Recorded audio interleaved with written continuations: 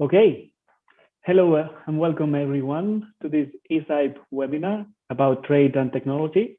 My name is Oscar Guinea. I'm an economist at ECIPE and I will be your host today. And I'm very pleased to have Lucien Cernat as my guest. Lucien is the head of unit for global regulatory cooperation and international procurement negotiations at DG Trade in the European Commission. And prior to his current post, Lucien led DG Trade Chief Economist Unit for over a decade. Before joining the European Commission, Lucien held several positions at the United Nations, and he has authored more than 20 publications on trade and competition policy.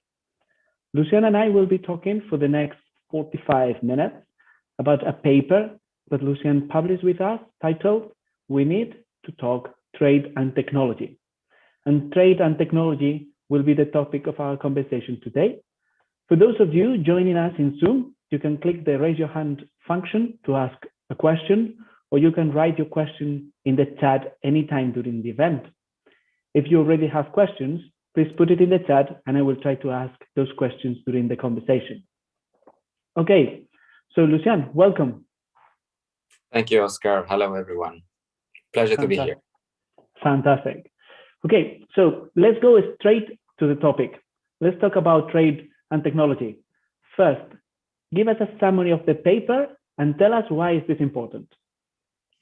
Right. Well, it's a short paper, and I think it started from my acute sense that probably we are now at an acute critical juncture in trade policy making with regard to recent important and most likely disruptive technological trends.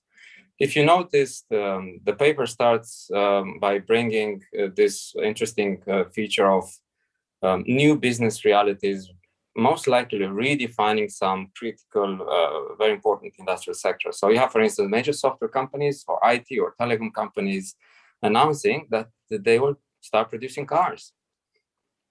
On the other hand, we have major car companies like Volkswagen announcing that they will become software companies.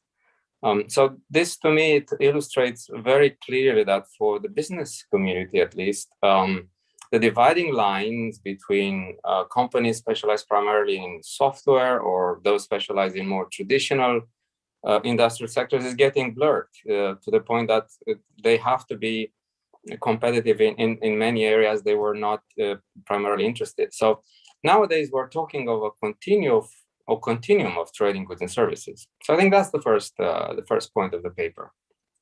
That brings me to the second, more analytical point aspect I wanted to highlight is the fact that if you go beyond this business phenomenon, this anecdotal evidence, you will see that when you look at trade statistics, that services and goods trade are also really at macro level subject to major transformations. Well, it turns out that EU exports more services than goods. For many people, including for prominent journalists, this was a bit of a surprise. Moreover, within goods, there is a growing share of embedded services, which nowadays some people call Mode 5 services. This is a growing trend even within the area of traditional goods exports. So there is something we can see very clearly in the business community. We see it very clearly at macro level in trade statistics, in recent ones. And we will probably see it even more clearly in post-COVID trade statistics. We will have to wait a bit for that, but I'm pretty sure there will be significant structural changes in these statistics. And the third point that the paper tries to put forward is the fact that we are actually in front of a myriad of trade rules that apply to global trade.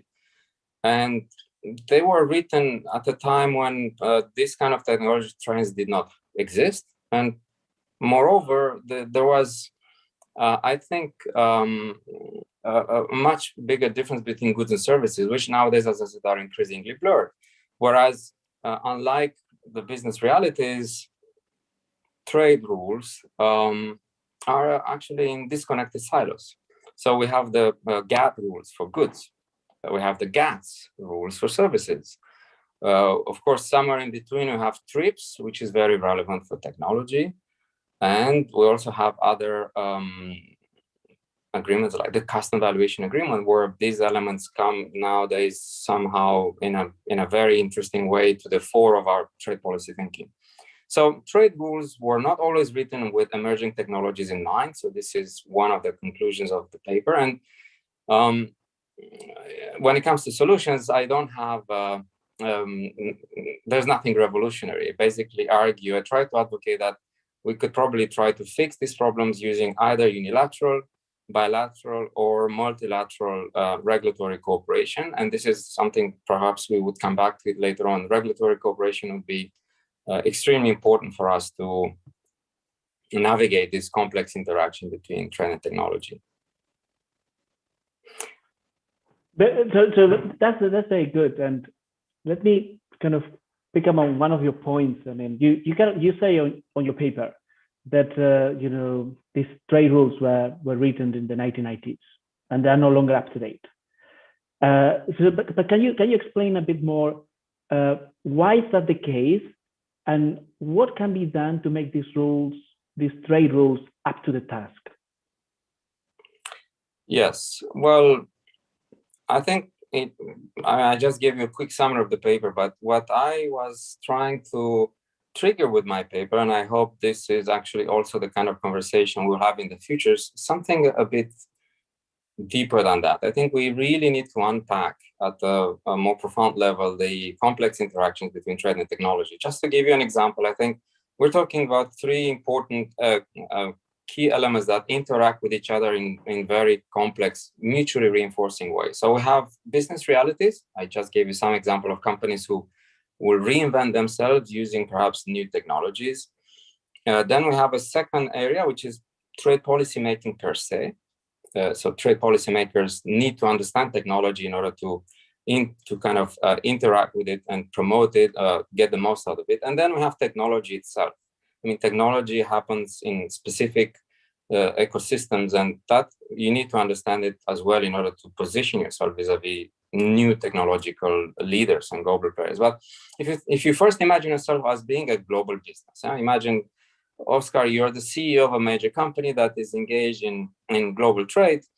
I mean, for you, the kind of people I would call real world traders, for you, and there are thousands of companies that can be, you know, exporters, importers, intermediaries, banks, freight forwarders, wholesalers, shipping companies.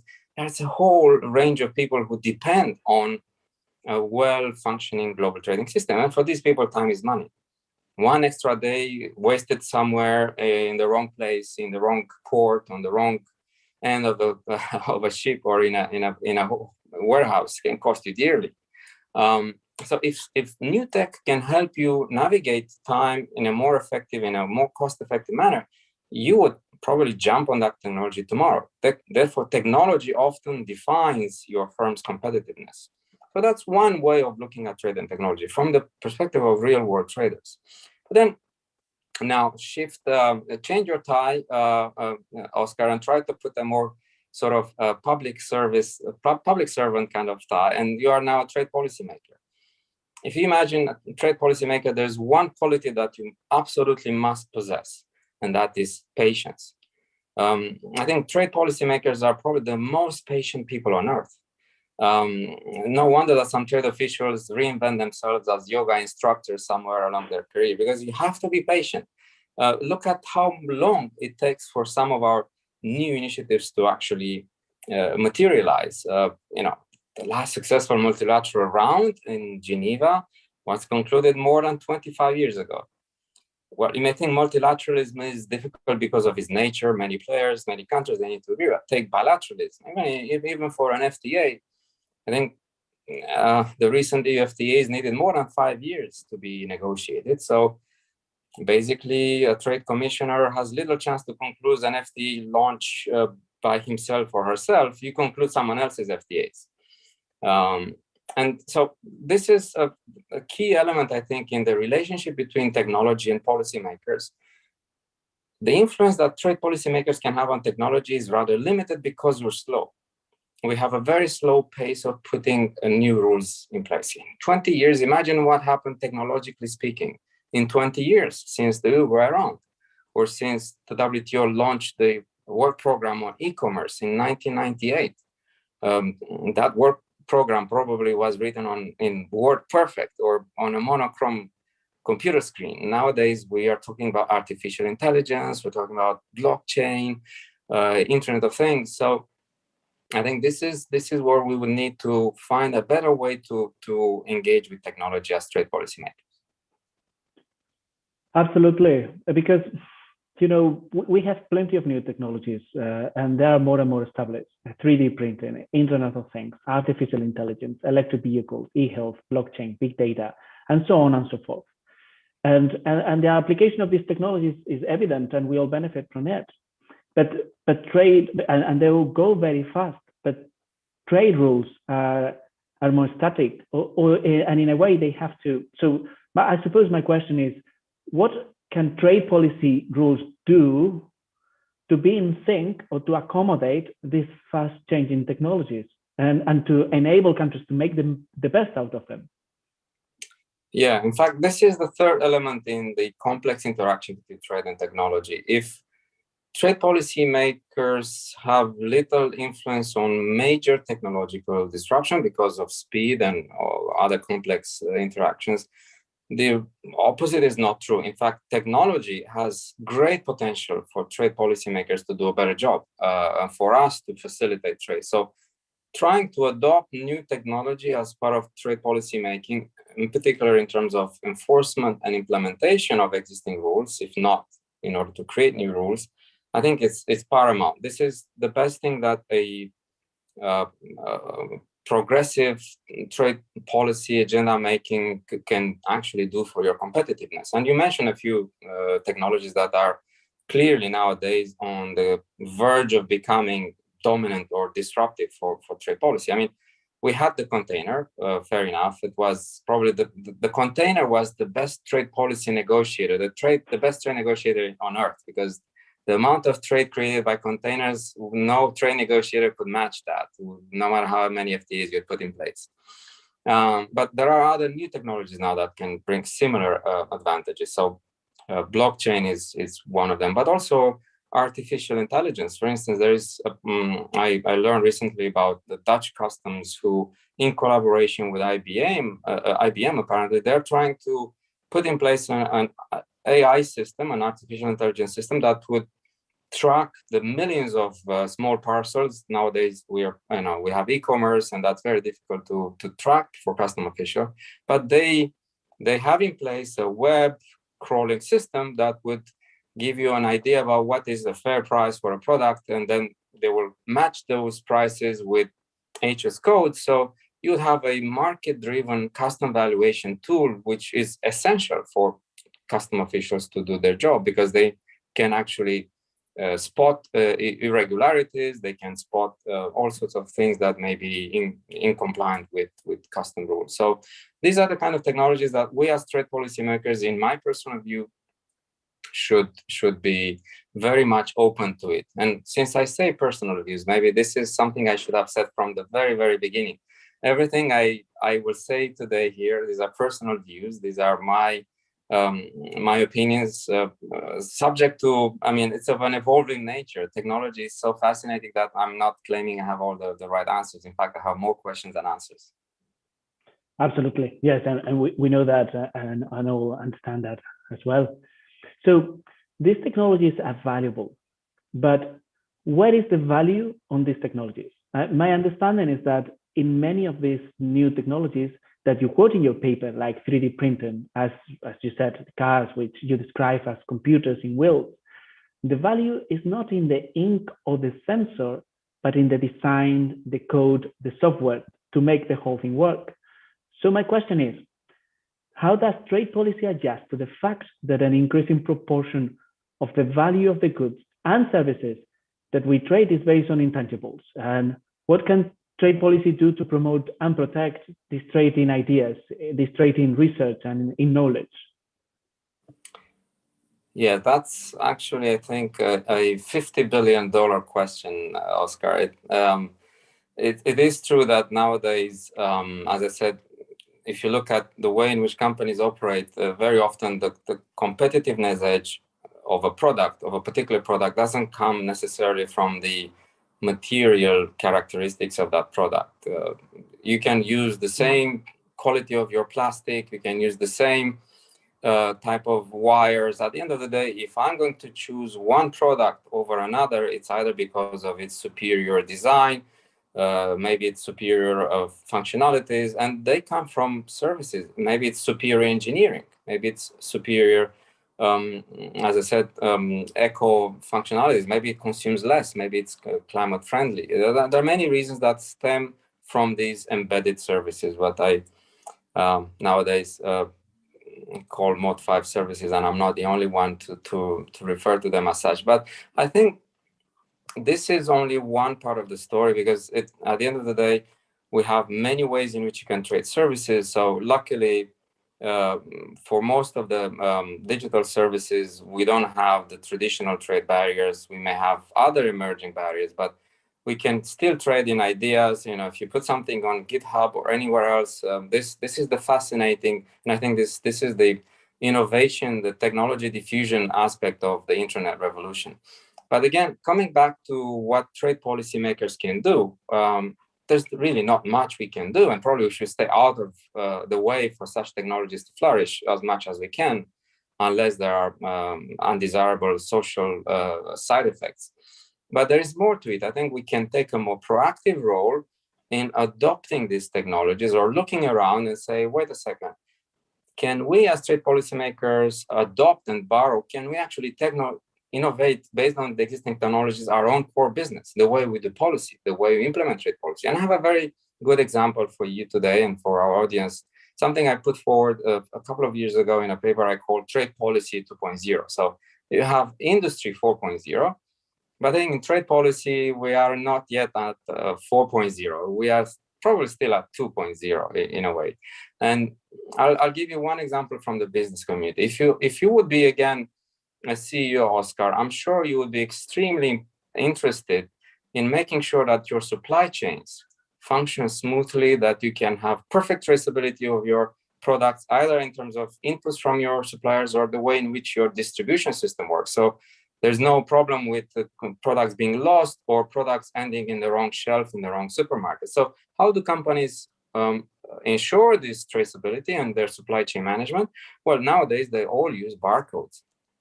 Look at any product you buy today, you will find a barcode on that product. And the good news is that these barcodes nowadays are standardized internationally. There is one thing called GTIN, Global Trade Identification Number, and this is based on an international standard that allows for a barcode to be unique to a product. The barcodes are actually the property of the producer of that product. And this, in my view, and that's what I argue in that Trade Policy 2.0 paper, could actually bring us closer to reality. And we may even think of replacing or supplanting. Maybe we can complement the current codes we use for trade policy making, which are not barcodes. These are harmonized system codes. You, Oscar, know very well what I'm talking about. All these customs codes that are necessary for products to cross border. They can be 6-digit, they can be a few more digits if you go deeper. But the idea is that with such codes, in reality, we're behind the curve. With one single HS code, you can probably cover half of a shelf, if not an entire shelf in your local pharmacy. But if we want supply chains, and if we take an example now, which is very relevant for COVID, if we want supply chain monitoring to prevent disruptions and to keep track of critical supplies, it's very difficult to do it on the basis of HS codes, because HS codes will not give you the active ingredients. They will not give you the exact formula for that drug that you need, or the kind of product that is really, really important nowadays. They give you a huge range of generic products. So it could be enriched in sense because companies are already adapting to that. They are using these codes. What prevents us policymakers to embrace the same codes that companies have put in place, and that will generate no cost for them? It will generate only benefits for trade policymakers. And that can be combined with RFID sensors. Every container nowadays can be geolocalized with these very cheap sensors that then, with IoT, they allow traceability. You know exactly from which farm, from which producer that very product that you hold in your hand comes from. So that has all kinds of benefits for consumers, for product safety, for conformity, for many things. So if we could put together as trade policymaker all the technologies that our companies are already using. As I said, sensors, barcodes, IoT, all these 5G enabled technologies, we could probably really do a much better job in facilitating global supply chains. Absolutely. And I think this is one of the, we'll go later in the conversation, but one of the things that could really help to provide the right information, the right evidence for discussions about vulnerability or dependency on supply chains. So I think this is a great avenue. And if firms use it, why not government? Let's move to the next question. So new technologies, as you said, affect what we trade, with whom we trade, and how we trade. And digital technologies, for instance, not only lower trade costs, but also increase the importance of trading services. And these changes are likely to put a premium on human capital and maybe also change the comparative advantage of countries as geography becomes less important. So my question is, are these developments good for Europe? Is the EU likely to be at an advantage or a disadvantage? Yeah, well, that's a very, very good question, to which I would, I think my unambiguous answer is yes, potentially.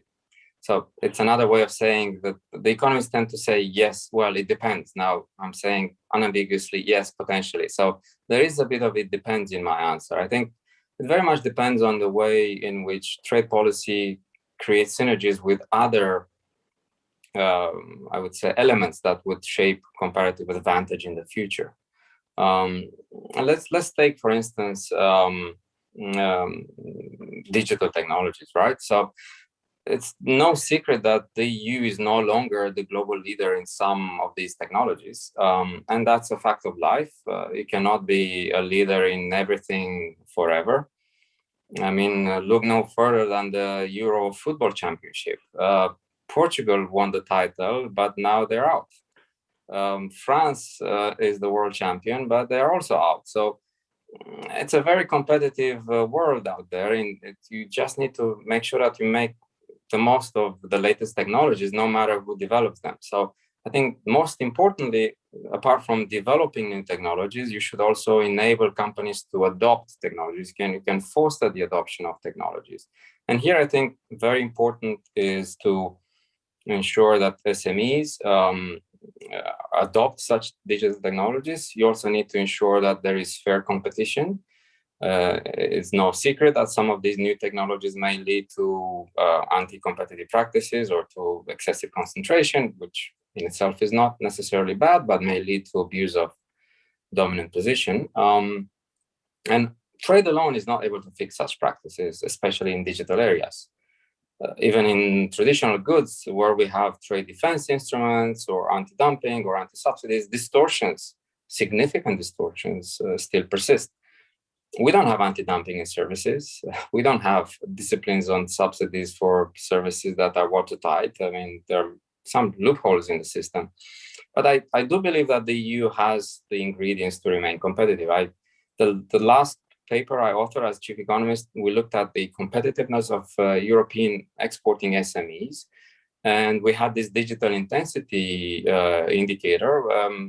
Many of our SMEs, they were not doing bad when it comes to digital intensity. So the question is, how can EU firms compete and or cooperate in global markets with high-tech unicorns? Because we have SMEs and other countries, they have unicorns. So I think this is a very important question. I'm not sure I have the answer today, but I'm pretty sure this is an important question. Yes, absolutely. So technology, the technology that we've been discussing till now, it's been fundamental to help us cope with the pandemic, for instance. So not just because we can watch series online, but also because we can work and because we can buy from home. We can do online payments. We can do many activities that not that long ago required people to move. So you mentioned about the SMEs and digitalization, but if the pandemic is a wind of the situation, the digitalization process that has been that underwent for the last 2 years. If that's a window to the future of trade, my question is, do you think, are we going to see an explosion in digital trade? Well, on this one, I have a much more clear answer, I think. Unlike the previous question, here the short answer is definitely yes, in my view, with no caveats. I'm pretty convinced that when we get the post-COVID trade statistics, we will see a larger share of digital trade, what we call Mode 1 services in total global trade. And as I argued in the ECIPE paper you mentioned, Oscar, most likely the share of Mode 1 services will increase considerably because of two important reasons, both in absolute but also in relative terms. So on the one hand, digital services were the only services that could function in a world where we had lockdowns and major restrictions for face-to-face transactions, and many services, they depend on these face-to-face transactions, either in the so-called Mode 2 or Mode 4. So Mode 1 became a substitute for many of these other services. So in that sense, it increased both in absolute but also in relative terms. Now, there's also a second reason that maybe over time, or at least in the next few years, the share of Mode 1 will increase. I'm not sure exactly about all the reasons why this is so, but if you look at the trends in FDI, which is the major driver for the other type of services trade, Mode 3, so it's FDI driven by having a commercial presence abroad, this has been on a very steep decline trend, even before COVID, and projections indicate that this is not going to recover anytime soon. So for the next few years, I think all the way until 2025, perhaps, we will see from all these factors a significant increase in this digital trade. So I really can't wait to see the latest statistics, either from Eurostat, from the WTO on this global trade services by modes of supply, where I expect Mode 1 service to go probably up to a quarter of global trade, if not more. And then, you know, the question kind of moves from the realities of trade to what is trade policy doing about it. And recently, we hosted an event with Stephanie Honey on digital trade policy in the Asia Pacific region. I recommend everyone to watch the webinar in the ECIPE website. And among other things, Stephanie talked about the Digital Economic Partnership Agreement between Chile, New Zealand, and Singapore that was signed to create new opportunities for digital trade. So my question is, if digital is important and will be more important in the future, what is the EU doing to promote digital trade so EU companies can be successful and EU consumers can access new products from abroad? Yes, no, that's a very good reference to an area and a region that is in the forefront of interesting developments. We're keen observers of such new trade initiatives launched by our trading partners, particularly in the Asia Pacific region. And as I said, we're happy to borrow great ideas from those who will test them first. But I think we do more than just observing others. We're actively pursuing, just to give a couple of examples, we're actively pursuing our own agenda in the WTO in promoting e-commerce, which is a very ambitious agreement that goes beyond what the name would indicate in narrow terms. It's not just about you buying stuff online. There are many other disciplines that we hope they will see the light of the day very soon, because this will allow the WTO and trade to be in sync with those business realities that we've discussed so far. Okay, very good. Looking forward to know about this upcoming initiatives. So you mentioned unicorns. So here is my question about unicorns. So some technological firms are very large, or they have few employees. Some are unicorns, as you mentioned, which are startups with a value of over $1 billion.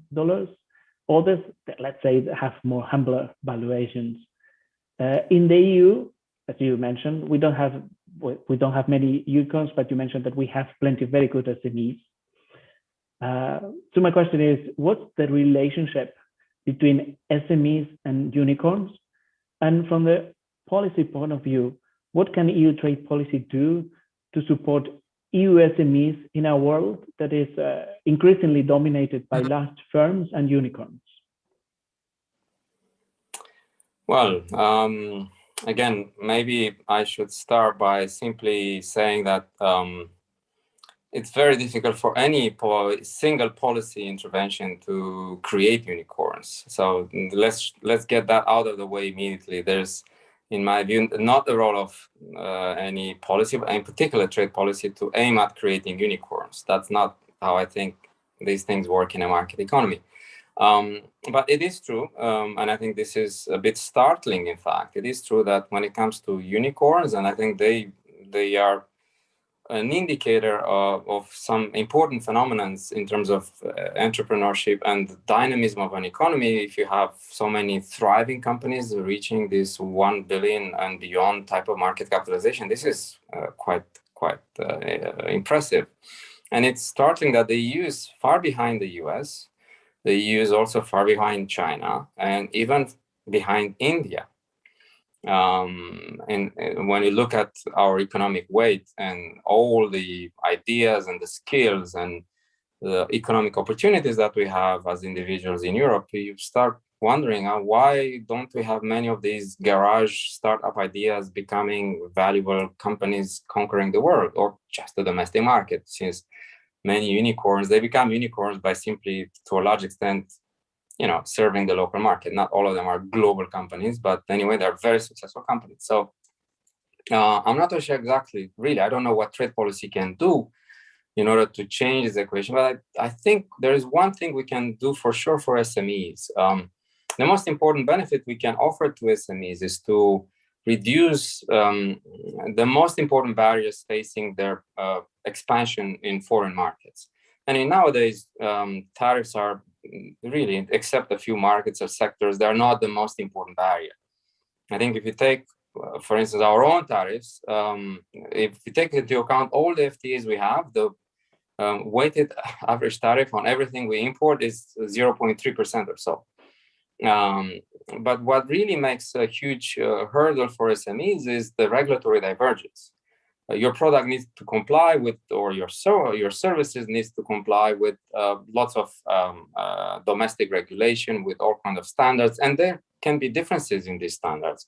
But even when the standards are identical, there can be different ways of proving you comply with the standard, which are really not necessarily justified. So we can reduce these barriers by having this regulatory cooperation, as I mentioned, either as part of FTA, there will be probably structured cooperation with our FTA partners, or otherwise outside FTAs. And apart from this, which is sometimes, as I said, you have to be patient, you have to be yoga instructor to last for 10 years or 20 years to finish an FTA negotiation. But then there are other ways in which you can achieve quicker results, and that's via your own unilateral initiatives. And I think there's no surprise that one of our unilateral initiatives, which was aimed at helping SMEs with the second most important barrier, which I think is their own ignorance, because that's sadly still the case for SMEs. Some of the biggest barriers is their own lack of knowledge of what they need to comply with abroad. So our access to market, a business-friendly and SME-friendly portal, has just been awarded the EU Ombudsman Award for the best administrative practice. Why? Because I do think that European SMEs found this tool invaluable in understanding the maze of procedures that they need to comply with abroad. So there are many things you can do. Maybe they won't become unicorns, but they will become successful exporters. And that in itself is quite an achievement. Yeah, cheers for that, and congratulations for the award to the colleagues and people in DG Trade. So this event is about trade and technology, and one of the technologies that is more often talked about is blockchain, mostly because blockchain is used in the process of generating cryptocurrencies like Bitcoin. You have written about blockchain on an ECIPE blog, which a link we will post in the chat shortly, and a blog that I highly recommend everyone to read. So the question is, what can blockchain do for exporters, for importers and consumers? and what can blockchain do for trade policymakers like yourself? And if you can give us some concrete examples. Yes, well, thank you very much for mentioning that blog, Oscar, and for mentioning blockchain as a topic in particular. I think, indeed, I believe that blockchain is a technology that would offer great potential for global trade, probably far more than Mod5 services. And that the reason why I think so is simply because at the moment, we're still functioning on, I think, 19th century technologies when it comes to some of these international trade. I was listening to the latest trade talks from Chad Bown and Sumaya Keynes. They had a talk about a podcast about blockchain, and if you listen to that, you'll see that some of the legal concepts that underpin international trade transactions, they actually originate in common law written in the 19th century, in 1882 or something like that. So how can we actually get rid of this legacy of the past? Well, blockchain can offer that potential because we can escape from paper. Nowadays, trade transactions are actually swamped in papers. You have to have lots of documents in paper with lots of stamps that you would have to carry along in order to prove different aspects of your transaction. And as I mentioned in my blog, in reality, even though global supply chains and invoices are settled in euros or in dollars, the really underlying currency of global supply chains is trust. And technology like blockchain, whose middle name is trust, would offer great potential to facilitate all these transactions. So it's all about creating documents that would easily travel across boundaries, that people can recognize. They would be tamper-proof. They would reduce the need for all sorts of red tape and certification. It will probably facilitate trade finance. It will facilitate custom formalities, conformity assessment, traceability. The number of applications, it's really impressive. We just finalized a pilot blockchain project in Digitrade. We are going to publish this report very soon, and you will see in one part of this report where we map all the possibilities for using blockchain in trade. It's absolutely mind-boggling. The potential is enormous. So if we could reduce some of these barriers, it will really boost trade to a great deal. So there are already examples. For instance, one that I really like because it's already the kind of public-private interaction that it would be needed for trade policy applications on blockchain to operate. We have many blockchain solutions that are B2B, from business to business. But blockchain, to facilitate trade policy, you need public agencies to buy in. So there is this concrete example called Cadena, which is, I think it's a shorthand for chain in Spanish. And it's a blockchain solution implemented by a few countries in Latin America. I think it's Costa Rica, Mexico, and Peru, for authorized exporters. And authorized exporter is a very, very important concept that will streamline border facilities, including perhaps also rules of origin, depending on the scheme. Now, it is clear from this scheme, which is operating for real, is not just a sort of concept, proof of concept. It's been used by real companies for real containers, for real transaction, that the cost of doing trade have decreased tremendously. So I think we have reached now a level of maturity for this technology that would give us now the confidence of public agencies that it's high time for us to adopt it. Well, this is really exciting. And yes, for those of us who love technology and trade, see that connection and that application, it's really exciting. I have the podcast as something to listen to this weekend. So I'm looking forward to listening to that podcast. Let's change gear a little bit and move to the EU-US Trade and Technology Council. So bit of background. On the 15th of June, the EU and the US agreed to set up a Trade and Technology Council, which goals are, among other things, to, and I quote, seek common ground and strengthen global cooperation on technology, digital issues and supply chains, and to cooperate on compatible and international standard development. And the EU-US Trade and Technology Council will include working groups on, and I quote again, artificial intelligence, Internet of Things, and other emerging technologies. So how this EU-US Trade and Technology Council fits in our conversation on trade and technology? What's the value added of this council? What's the council intended to do, and what it is not intended to do?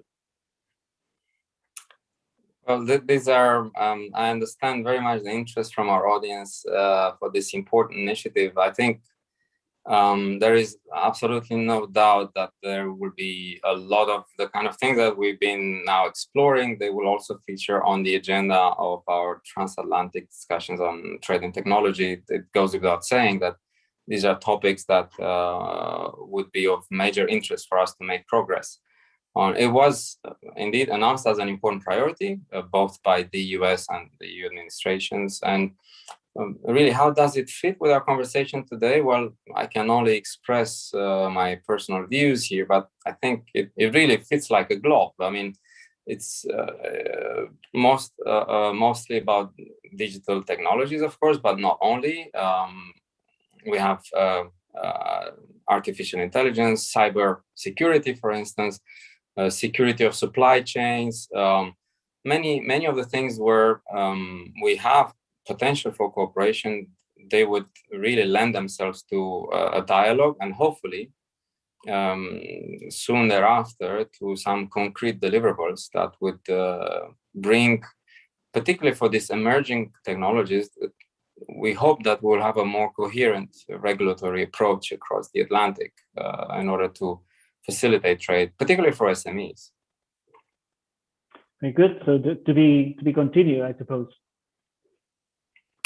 Yeah, well, we have no choice. The world is a tougher place, as I said, with multiple actors trying to assert their technological capabilities. And unfortunately, sometimes technology becomes, or it's seen as a geopolitical asset. It becomes a very difficult topic. But the good news between the EU and the US is that we traditionally share common values. Our transatlantic trade depends critically on not just SMEs, but also a lot of FDI and intra-firm trade between major companies who are still in a position to set international standards or to kind of create this technological diffusion. So we just want to make sure that they remain open and with all the principles that we attach so much value to them embedded in these new technologies. Great. So let's move to the next question. Is a little bit more academic. Yes, I put you on the spot now, so let's move to something a little bit more abstract. So some of these technologies that we have discussed will make it easier to work with people far away from us, probably leading to a further split of the value chain in good, but mostly, I suppose, in services, which could lead to more commerce, further specialization, and productivity gains. That kind of the usual kind of flow of how trade theory goes. But all the technologies like automation, additive manufacturing, 3D printing may lead to production and consumption being closer together, and therefore resulting in less trade. So technology has the power to lead to more offshoring and more reshoring at the same time. So my question is, which force of the two do you think will be the strongest and why? Yeah, well, I wish I knew, Oscar. I think you clearly identified the differentiated impact of different new technologies on global trade flows. So indeed, some technologies would lead to what people call nearshoring. Others will allow for more fragmentation of current production processes. So maybe the best way to, even though partly or partially at least to give a meaningful answer, is to take a specific example. So take, for instance, 3D printing, a technology that has not yet made major inroads in macro terms. I mean, it's still a very minor share of global trade, these 3D printing capacities and products that are 3D printed, but they are actually growing at an exponential rate. In some sectors, 3D printing offers product features that are, and we are unable to do them otherwise. So it's completely not just cost effective. Now they offer superior product functionality. So they are poised to become, for many products, and especially specialized products, the predilect technology in some areas. So what would that mean? Well, I like to think about these sectors as a prime example of how technology will redefine comparative advantages across the world. If we take a sector where 3D printing becomes the dominant mode of production, I think there are only 3 ways in which a country or a company can remain competitive in that sector dominated by the 3D printing technology. Either you're the best designer. For instance, here, I am the designer of this t-shirt. It's not really 3D printing, it's 2D printing, but now the design comes from one source. It's European made. The t-shirt comes from Bangladesh, an LDC. So we facilitate exports of some products from poor countries, but think of a world where it is not 2D printing, or we're not talking about these very basic Mod 5 services like printing a logo on a t-shirt. Think of a world where everything boils down really just to 3 elements. Either you're the best designer of the 3D printing file, or you're the most competitive producers of the raw material, which are going to be just inks. It could be ceramic inks, metallic inks, plastic. It's not just plastic. We can even print human organs nowadays. So it's a technology with massive applications around the world, but it boils down to 3 elements: design, inks, and the third one is the 3D printer itself. You can only, you can be competitive in this supply chain if you produce 3D printers. All the complexity of nuts and bolts, of all sorts of car parts, or this multitude of intermediate products that really generate this huge value of international trade will just disappear. We only trade in 3 elements. One of them will be digital. The other ones will be very simple in a way. So commodities. Yeah, so I mean, that's yep. We will have many surprises in the near future from technology. So to keep with the theme of our talk, just like we had many surprises in the current Euro Championship, where certain things were unexpected. Yeah. Put that on the record. Fortunately, yesterday Spain won, and we classified to the quarterfinals. This is very good news.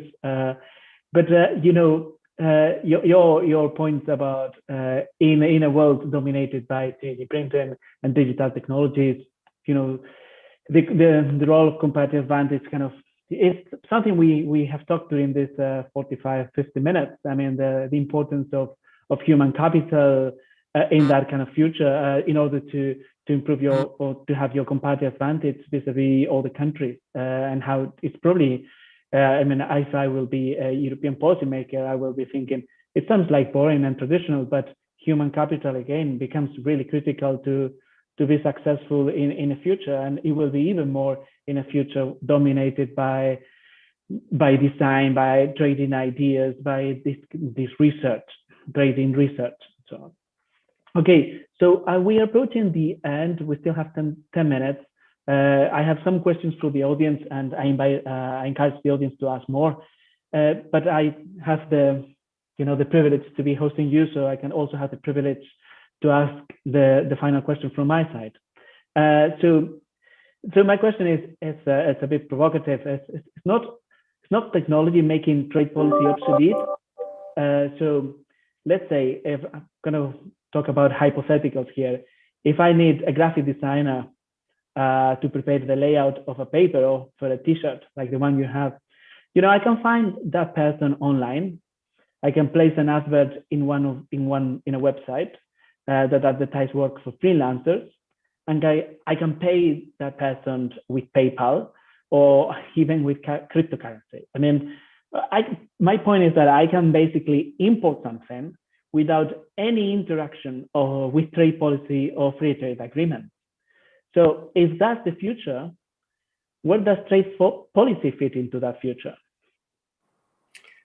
Yes, no, I think I'll have to try hard to refute your compelling case. I think, but that's probably just a great example of how consumers like you and me, or small businesses like the company who did this T-shirt, benefit from a globalized trade where there is this almost in a digital world. I think there are very few barriers why you wouldn't be able to interact with someone in order to write a paper if you want, or come up with a new patent. You can have one fellow co-patented kind of owner in India, the other one in Russia, and the third one in Brazil, and you will be in Europe. Nothing prevents you from doing that, and that's the beauty of the world in which we live nowadays. But you may not realize that, but trade policy probably played a role in your example, Oscar, with you having the ability to crowdsource or pay and get a graphic designer, because